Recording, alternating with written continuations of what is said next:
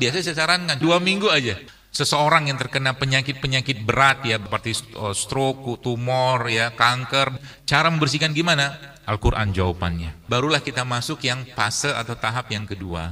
Untuk kita terapkan yang itu bisa membersihkan sekaligus baik raganya kita dan juga jiwa atau hatinya kita. Dua dulu deh, kasih saran ya, sederhana kayak begitu, itu menyembuhkan penyakit. Saya baca Bapak sekalian beberapa ilmuwan barat itu jantung Anda akan sehat loh. Darah kita akan bersih, modal kita doang, cemplung-cemplung doang.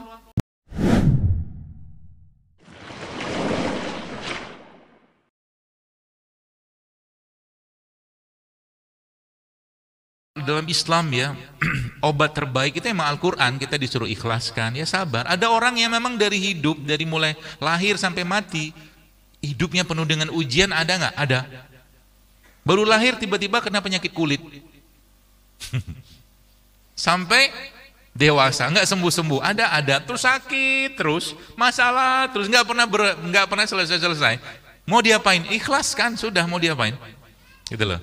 Sabar. Kenapa? Ya sudah dijelaskan sama Allah kan, bahwa Rasul sudah menjelaskan bahwa dunia itu ya sebentar aja. Gitu. Ya. Nah, jadi kitalah yang mulai mentadaburi atau mungkin memuhasabah diri kita, Bapak sekalian, ini kira-kira masalahku ini apa sebenarnya? Ya. Karena tadi ya, setiap organ itu punya emosinya. Setiap organ dalam tubuh kita itu punya emosinya. Dia punya ruh sendiri-sendiri. Ya. Saya kemarin sempat diskusi dengan salah satu sahabat saya, dia seorang ustadz juga yang dia banyak membahas tentang hal-hal yang berhubungan dengan dengan nafsu, dengan jiwa seperti itu. Dia katakan menarik tuh, ya. Orang tidur itu adalah kematian, kan gitu. Nabi menjelaskan, Allah mengangkat ruh orang yang tidur sehingga dia mati, kan gitu. Tapi kok dia nggak mati? Kan masih hidup, nafas masih hidup, mata masih terpejam, jantung masih berdetak, paru masih mengembang mengempis, darah masih jalan. Coba, padahal dia mati, ya. Jadi dia mengatakan bahwa ternyata memang salah satu pembahasannya adalah bahwa ternyata kita tuh punya ibarat kata ruh induknya ada gitu, ruh induknya, ya, ruh rajanya, ruh yang utamanya itu ada, itu yang diambil. Tapi ruh yang berhubungan dengan fungsi-fungsi vital di organ-organ tadi itu masih tetap berada di tempatnya, yang dalam medis disebut dengan sistem saraf otonom. Sehingga jantung masih kerja, paru masih kerja, ya, darah masih jalan seperti itu. Ya, nah setiap mereka itu punya ruh sendiri-sendiri, ya, emosi. Kalau dalam bahasa lain ada emosi di sana.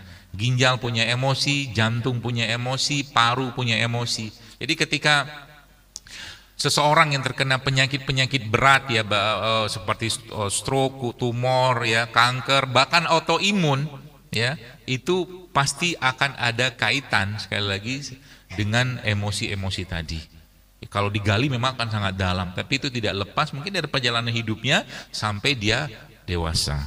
Ya, maka sekali lagi saya menasihati diri saya sendiri dan jamaah sekalian, ya, kalau mau sehat bersihkan dulu sampah emosi kita. Itu poin utamanya. Dan cara membersihkan gimana? Al-Quran jawabannya. Caranya gimana? Ya baca. Al-Quran itu dibaca, tadaburi, ya, dilihat, ya, kemudian diamalkan. Ya, termasuk juga bolehkah kita membaca Quran itu dengan kita berniat terlebih dahulu, ya, kepada Allah? Tentunya boleh-boleh saja. Sebelum baca Quran misalkan, ya, kita diam sejenak gitu kan, kita ngomong dalam hati kita kepada Allah dengan niat tentunya, ya Allah, aku baca Quran ini karena mengharap ridhomu, pahalamu, mengharap wajahmu, seterusnya. Banyakin niat-niatnya, termasuk juga ya Allah jadikan setiap huruf yang ku baca ini ya Allah membersihkan penyakit-penyakit hatiku, ya. Ya Allah jadikan setiap huruf yang ku baca ini, kalau kita mungkin ada kecurigaan, minta pada Allah, ya Allah hilangkan kecurigaanku ini. Ya Allah jadikan setiap huruf yang ku baca ini ya Allah menghilangkan kebencian dalam hatiku. Baca. Kalau nggak bisa baca gimana? Dengarkan. Kan gitu. Dengarin Quran saja sudah dapat rahmat, ya, seperti itu. Nah, baru ya setelah selesai itu, ya, barulah kita masuk yang fase atau tahap yang kedua, ya. Kan tadi sampah emosi, nah sekarang sampah raganya, ya, sampah raga. Sampah raga itu dari mana munculnya? Ya kita sering mendengar kata-kata radikal bebas, oksidasi segala macam. Bagaimana caranya supaya tubuh kita itu bisa membersihkan? Maka Islam tentunya memberikan pedoman kepada kita semua. Bagaimana cara atau apakah ada obat yang paling tokcer gitu kan? Yang paling baik untuk kita terapkan yang itu bisa membersihkan sekaligus baik raganya kita dan juga jiwa atau hatinya kita. Maka jawaban saya, obat itu namanya apa? Puasa. Puasa. Puasa itu obat dua-duanya. Ya. Jadi kalau bagaimana penjelasannya? Gini. Salah satu syariat dalam agama ini kan itu berpuasa, dan kita diwajibkan berpuasa. Aslinya kan kita kan nggak mau berpuasa. Diberi pilihan makan sama katakanlah kita berpuasa, maka kita akan milih makan. Lebih enak makan daripada berpuasa. Ya. Jadi kalau zaman sekarang dibeli pilihan mau makan atau mau puasa, pilih apa? Makan. Saya aja pilih makan. Ya. Tapi kalau makan terus gimana? Kan sakit kita. Udah yang dimakan nggak bener, ya, disuruh stop nggak mau, dia selalu bilang ini enak, kan gitu. Ya. Dan sudah tahu nggak enak, dia tahu itu nggak sehat misalnya, itu terus bagaimana cara menghentikannya? Di stop, di stop sama Allah, ya, di stop dengan cara apa? Puasa, ya. Makanya kita tuh sebenarnya, saya itu kalau mentadaburi, kalau kita mempelajari katakanlah ayat tentang puasa Ramadan itu bahagia banget kita. Kenapa? Kalau nggak ada puasa Ramadan, kayaknya kacau beliau badan kita nih sekalian. Bayangkan selama 365 hari itu makan terus isinya. Sudah, pagi makan, siang makan, sebelum siang ada snack. Ya kan? Ya. Nah, coba latihan ini, kan nanti dapat snack kan ini? Enggak ya?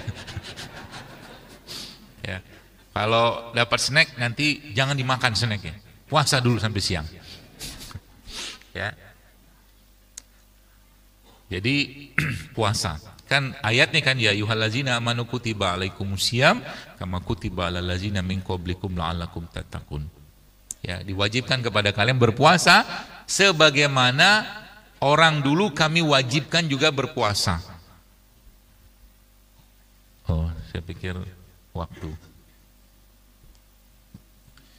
Ya, jadi makanya kalau dokter menyarankan gimana cara hidup sehat? Banyakin puasa. Itu aja. Lagi puasa kira-kira kita bakal ngumpat nggak? Enggak. Kan Nabi udah bilang, Allah tidak butuh puasa orang-orang yang masih gibah, masih fitnah, masih bohong. Artinya apa? Hati kita kan terjaga. Ngomong atau bicara kita kurangi. Gitu loh. Yang diperbanyak waktu puasa gimana? Suruh baca Quran. Kan gitu. Bukan tidur. Ya, karena ada yang pakai dalil, nggak tahu dalil apa itu.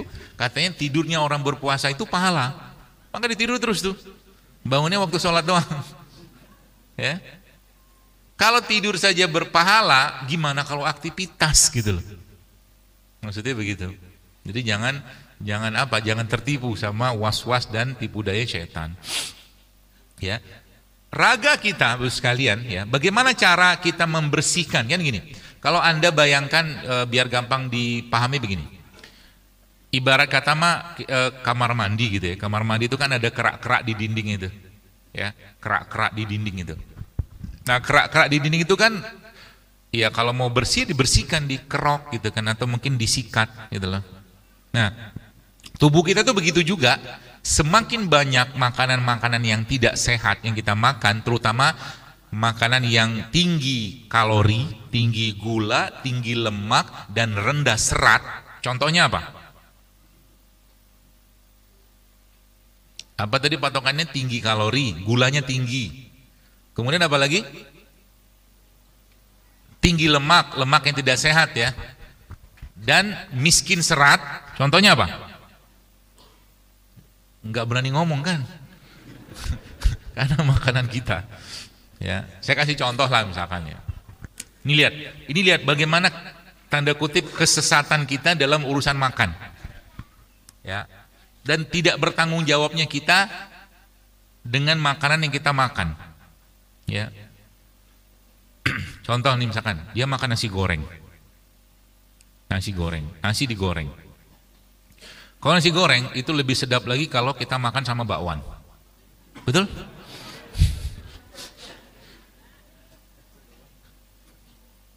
Terus ada tambahan lagi, ada kerupuk, Pak. Ya kan? Nanti keselak.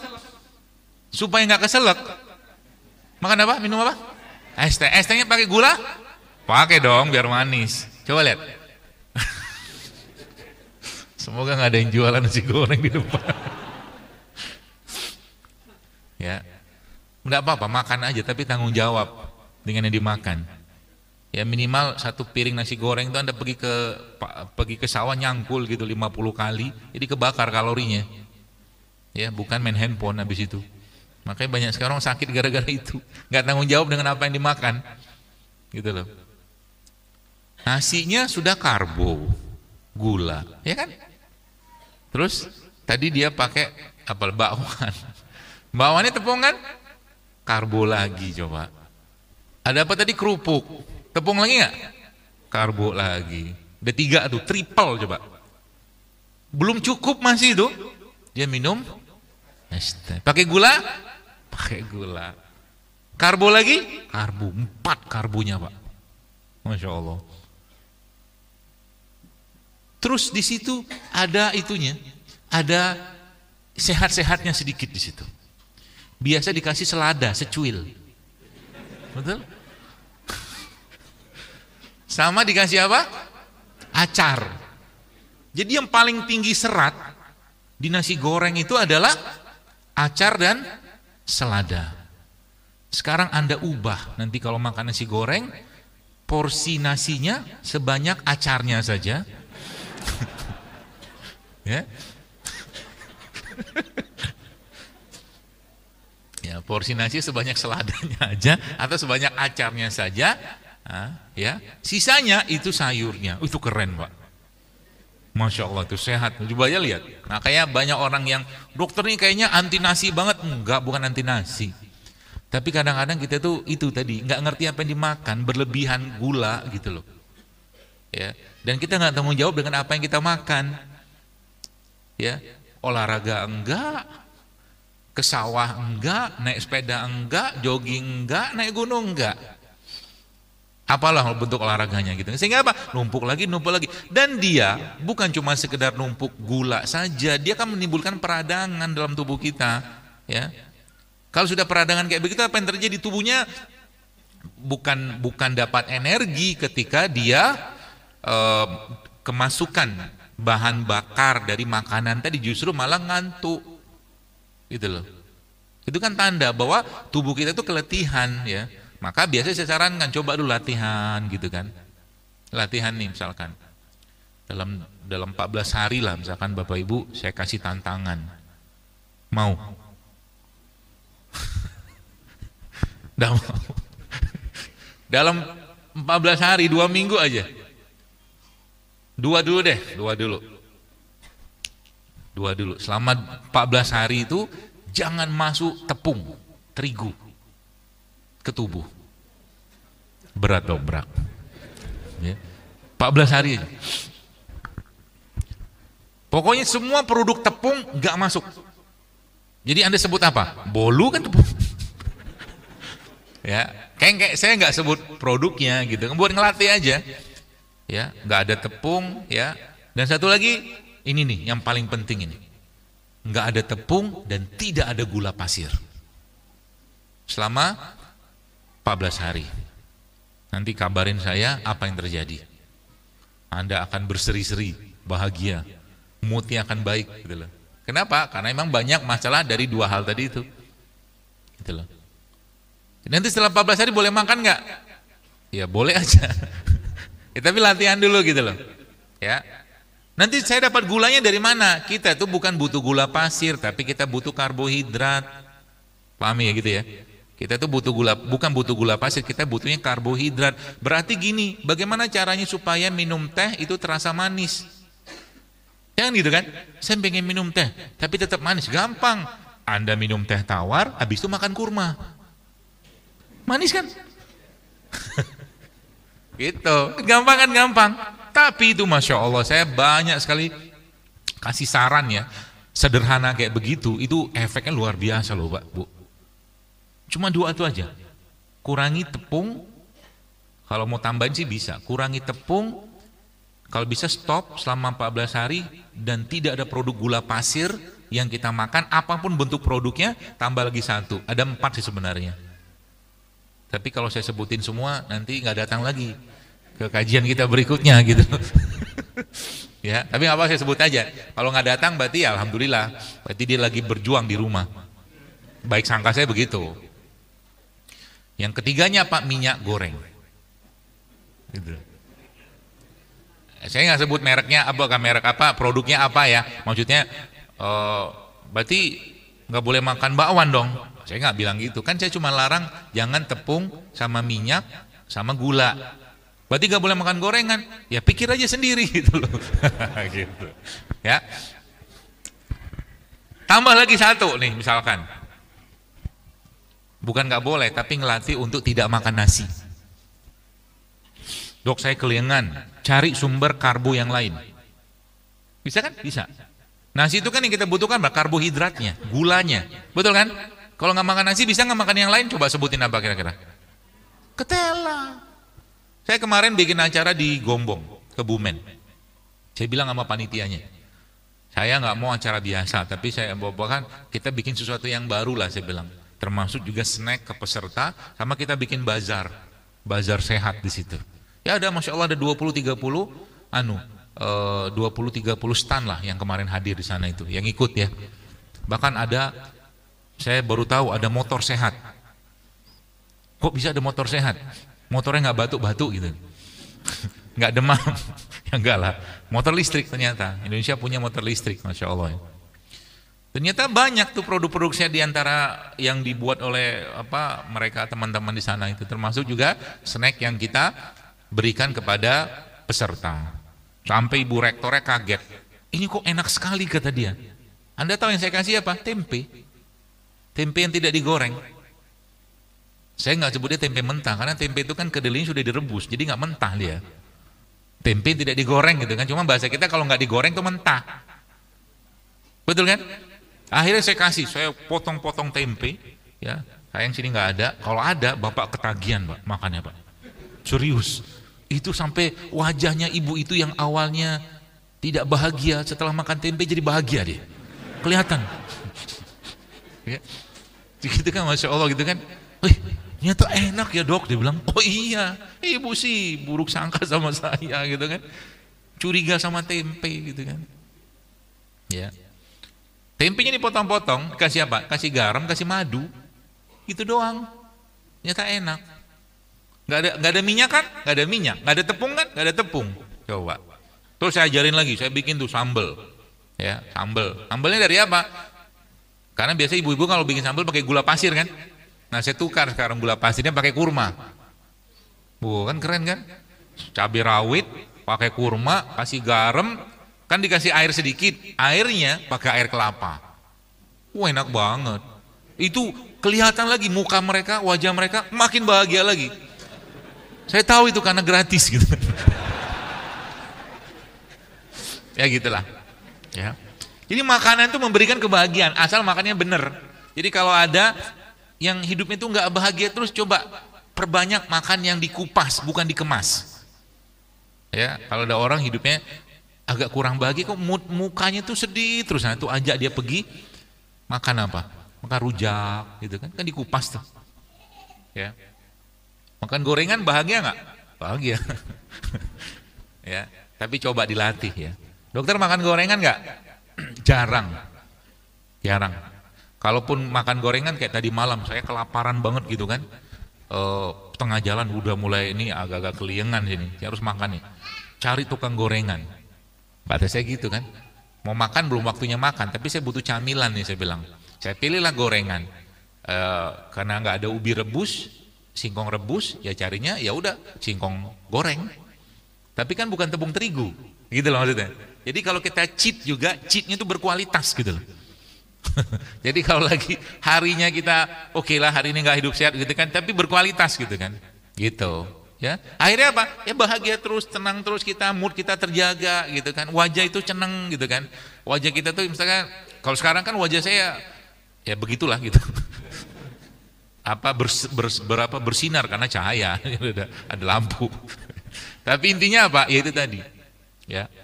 Kulit kita ini, wajah kita ini representasi dari isi perut kita. Maka benerin isi perut kita, ya.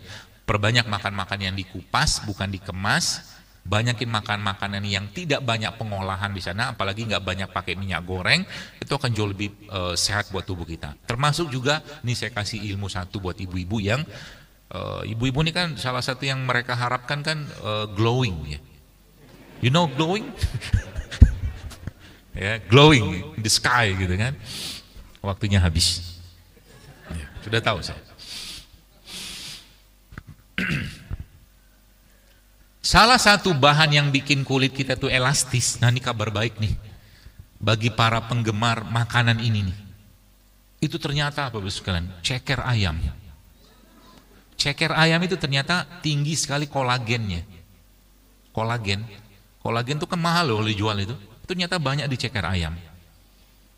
Ya. Jadi kalau mau tadi ya kita dapat asupan kolagen, nanti bikin tuh sup ceker ayam. Ya. Ayamnya gimana? Ayam yang bahagia. Pilihlah ayam yang bahagia. Karena banyak sekarang ayam tidak bahagia. Betul nggak? Iya loh. Di kandang dia merana, tidak ada teman, tidak boleh main, kan gitu. Nggak dapat sinar matahari. Akhirnya manusia yang makan ikut-ikutan merana.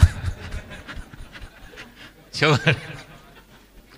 Ada lihat tuh mobil yang bawa ayam banyak-banyak itu. Coba lihat wajah-wajah ayamnya. Bahagia nggak? Sedih dia. Ya tentunya dia kan sedang menuju hari pemenggalan dia gitu loh. Tapi harusnya kan bahagia. Ya, jadi kita tuh banyak sekali hal-hal yang kita membuat kita tuh ya salah satu nggak bahagia, nggak ceria. Emang karena makanan kita tuh sudah banyak masalah gitu kan. Ya, nggak ada kalau bahasa itu nggak ada enzimnya gitu loh, nggak ada vitaminnya. Maka tadi saya masya Allah nih, kayaknya tadi kan saya di ruangannya DKM itu sajiannya saya itu panitia mungkin Bapak pengurus DKM sudah tahu gitu kan, jangan kasih gorengan ke Dokter Zaidul gitu kan, macam-macam tuh buah-buahan gitu kan, rebus-rebusan gitu kan, nanti pembicara yang lain mungkin udah beda tergantung permintaan. Tapi ya kalau kita sudah biasa dengan hal seperti itu, ini kan ini kayak gini ini kan, ini masya Allah ini kan jahe nih.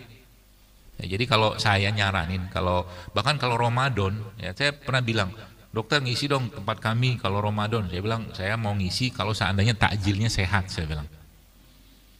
Kan bisa diubah. Jadi kita mulai mengembalikan lagi pola makan atau cara makan nenek moyang kita, ya. Kita mulai mengembalikan lagi katakanlah makanan-makanan yang sehat. Kan makanan sehat di tempat kita kan banyak banget Bos sekalian. Getuk itu kan sehat. Getuk itu sehat loh. Asal jangan ada getuk goreng. Kan minyak lagi gitu loh. Minyak lagi gitu loh. Ya, atau getuknya sudah dikemas gitu kan ya buat oleh-oleh oke lah, tapi kalau kita getuk yang benar kan yang biasa kalau di Jakarta gitu yang paling gede tuh speakernya tuh getuk lindri itu loh, itu kan dari singkong kan, masya Allah itu dia kalau pakai ijonya dari pandan gitu loh, terus pakai kelapa itu kan lemak yang sehat gitu loh, jadi masya Allah ya, saya bilang gitu. Jadi kalau nanti bikin kajian-kajian tuh mulai dikenalin ke masyarakat makanan-makanan asli kita yang nggak digoreng, banyak rebusnya, minum wedang-wedang kayak begini. Tinggal nyemplungin ketumbar doang, itu jantung Anda akan sehat loh. Dispenser kasih air panas, cemplungin ketumbar, coba aja minum, jantung Anda akan sehat. Cemplungin aja serai ke situ, itu masya Allah, darah kita akan bersih. Modal kita doang, cemplung-cemplung doang, gitu loh, ya seperti itu. Jadi mudah-mudahan bisa dipahami. Jadi bagaimana caranya? Ya kita mulai tadi, perbanyak yang dikupas, bukan dikemas, makanan-makanan asli. Ya. Maka kalau saya ke tempat-tempat yang di luar Jakarta kayak begini tuh saya suka banget makan-makan atau mungkin cari buah-buah yang dia tumbuhnya alami gitu. Kayak manggis kan nggak disemprot. Manggis itu kan tumbuhnya alami itu. Ya, atau mangga-mangga. Kalau sekarang kan mangga-mangga kebanyakan sudah diperem, dikasih karbit. Cari mangga-mangga yang musiman gitu loh. Ya, seperti itu. Apalagi yang kita bisa lakukan? Nah, terakhir ya, karena sudah habis waktunya, saya cuma pesan ibu sekalian, coba sekarang kita mulai memberikan hak perut kita. Hak perut kita. Hak perut kita itu dengan cara apa? Jadi sebelum Anda makan, ya sebelum Anda makan apapun lah gitu kan, Anda mulai kayak gini nih, minum jahe dulu, atau mungkin minum air putih dulu, atau minum air madu dulu, atau yang paling bagus itu yang saya sekarang terakhir pelajarin itu adalah kita minum air yang dikasih cuka apel, cuka nanas, cuka madu gitu loh. Jadi air kayak begini misalkan, ya Anda masukin cuka, ya satu sendok teh lah gitu kan, dikit aja, kita minum tiap hari. Itu banyak sekali manfaatnya. Karena di situ tinggi enzim, serat juga, ada bakterinya juga gitu loh. Ya, makanya kalau yang paling simpel gimana? Tempe itu masya Allah tempe itu. Saya takjub dengan penelitian atau mungkin riset tentang tempe. Bahkan tempe itu Bapak Ibu sekalian ya, itu ada vitamin yang ada pada hewan, yang hanya ada pada hewan, tapi karena proses fermentasi pada tempe menggunakan ragi itu juga muncul di tempe, tapi di kedelai nggak ada. Itu dahsyatnya tempe. Tapi kita masalahnya makan tempenya penuh dengan kalori gitu loh. Tempenya dikasih tepung kan gitu, digoreng gitu kan. Jadi akhirnya apa? Beban tubuh tuh bertambah lagi gitu loh. Terus bagaimana cara bikin tempe supaya tidak pakai tepung gitu kan? Ya banyak, pilihannya banyak banget lah. Ya, bahkan saya pernah nyobain bikin jus tempe itu pakai madu, pakai kurma. Enak banget, Pak. Tapi bukan tempe digoreng ya. Tempe biasa, tempe gitu, tempe putih itu ya, itu saya blender, kasih air, kasih madu, kasih kurma. Masya Allah enak banget. Dan itu proteinnya dapat, vitamin dapat, serat dapat, mineral dapat, enzim dapat, coba. Lengkap kan? Nah, cobain nanti. Ya, ibu-ibu di rumah ya, mulai sekarang kalau bapaknya minta teh, jangan kasih gula. Sampaikan pada bapak kalau bapak minum teh, pandangi wajahku. Ya, kan sudah manis gitu maksudnya. Supaya tawarnya teh ini tercover dengan manisnya wajahku, gitu. Bapak-bapak juga sadar diri gitu kan. Dengan cara coba dikurangin. Kopinya, dokter suka kopi? Suka. Saya lebih suka kopi pahit. Ya, kopi. Kenapa kopi? Karena kopi itu termasuk salah satu antioksidan sebenarnya. Dia banyak sekali kandungan antioksidan dalam kopi. Seratnya juga ada juga. Ya, bahkan dia termasuk fat burner, dia pembakar lemak sebenarnya kopi itu. Ya, jadi mulai biasakan tadi ya, mulai latihan apa tadi? Nggak ada tepung. Boleh tempe itu, di belakang boleh tempe itu, masya Allah. Nanti camilannya apa? Tempe, cocolin pakai madu. Atau kalau enggak, kelapa tua itu, Bapak Ibu sekalian ya, itu kan banyak orang kan gini, kita tuh dikit-dikit kambing hitamkan. Jadi saya nggak tahu dapat dari mana ceritanya makan kelapa itu jadi cacingan. Nggak tahu saya. Wallahu alam, itu bingung saya itu. Itu tuh sehatnya minta ampun loh itu kelapa itu. Jadi camilan kelapa tua itu loh. Dan sayangnya ibu-ibu ya, terutama ibu-ibu kan, itu kalau bikin santan itu kan air kelapa tuanya kan dibuang. Allahu Akbar, itu Pak Bu, subhanallah ya. Itu air kelapa itu ya, kelapa tua ya, itu jauh lebih baik daripada air isotonik kemasan manapun. Coba kita buang coba. Itu Anda mau bikin apa? Bikin sambal bisa, diminum pun masya Allah, ngebersihin jantung, liver kita, ya, pencernaan kita. Modal air kelapa yang kadang-kadang kalau beli sama tukang air kelapa, kelapa tua itu kan, itu 1000 tuh dapat banyak tuh, ya kan? Daripada beli minuman-minuman kemasan, beli itu aja, tiap hari minum itu, masya Allah, sehatnya luar biasa. Asam aminonya ada, vitamin ada, mineral ada, coba, luar biasa. Jadi beruntunglah kita yang tinggal di Indonesia, ya. Kalau di luar negeri susah cari abang atau mas-mas yang jual kelapa muda. Susah, mahal lagi, ya. Maka itu tadi ya, beberapa tipsnya ya. Dan yang paling penting ya, saya tadi pesan sama takmir masjid, saya katakan Rasul itu memberikan pedoman yang sangat, ini terakhir, serius. Saya kalau lagi bahagia begini ya, karena jamaahnya juga bahagia. Kalau lihat muka-muka itu muka-muka ceria gitu ya, tidak terpapar dengan polusi kota. Nabi itu, Masya Allah ya, lihat, apakah ada pedoman-pedoman tentang kesehatan dalam Islam? Oh, ada Pak Bu.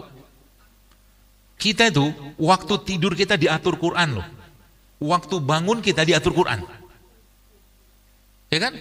Qumil laila illa qalila, kan ada tuh, nisfahu awin kusminho qalila. Suruh bangun. Nabi tidurnya kapan? Nabi tidur tuh habis Isya, nanti bangun tengah malam, jelang subuh nanti Nabi tidur lagi. Ini kalau sekarang ini kenapa banyak masalah? Karena kita nggak ngikut Nabi. Nabinya tidur, umatnya bangun Nabi tidur. Gitu loh. Jadi Masya Allah kan, begitu luar biasanya agama kita. Terus apa lagi? Lihat, Abu Hurairah radhiyallahu anhu pernah menyebutkan bahwa salah satu nasihat Nabi SAW kepada beliau adalah berpuasa 3 bulan, 13, 14, 15. Saya baca Bapak sekalian, beberapa ilmuwan barat itu mereka menyarankan itu berpuasa 3 kali sebulan, tapi dia nggak tahu apa, bahkan dia nggak tahu, tentunya mereka nggak tahu dalam Islam itu ada syariat itu. Dan Abu Hurairah, apa yang terjadi setelah Abu Hurairah disampaikan Nabi SAW ya, Abu Hurairah menyampaikan, kekasihku Rasulullah SAW menyebutkan atau menyampaikan, berpesan kepadaku, berpuasalah 3 hari selama 1 bulan, kita sebut dengan puasa Ayyamul Bid, 13, 14, 15 pada apa tuh namanya, pada bulan Hijriah ya, pada tahun Hijriah, tahun Islam, atau bukan, tapi bukan tanggal kalender Masehi. Lalu 16-nya istirahat bentar, 13, 14, 15 puasa tuh. Nih kalau bapak-bapak mau per bulan paket detoksifikasi terbaik ini, Masya Allah nih. Apalagi nanti kalau Anda puasa itu Anda lanjutkan lagi, nggak makan tapi minum aja sampai hari berikutnya, kurma air 3 hari. Itu Masya Allah, tubuh kita itu seperti di reset ulang coba ya. 16 kita istirahat. Nah, dalam sebuah hadis Nabi menyebutkan bahwa berbekam pada tanggal 17 atau 19 atau 21 itu menyembuhkan penyakit. Masya Allah kan.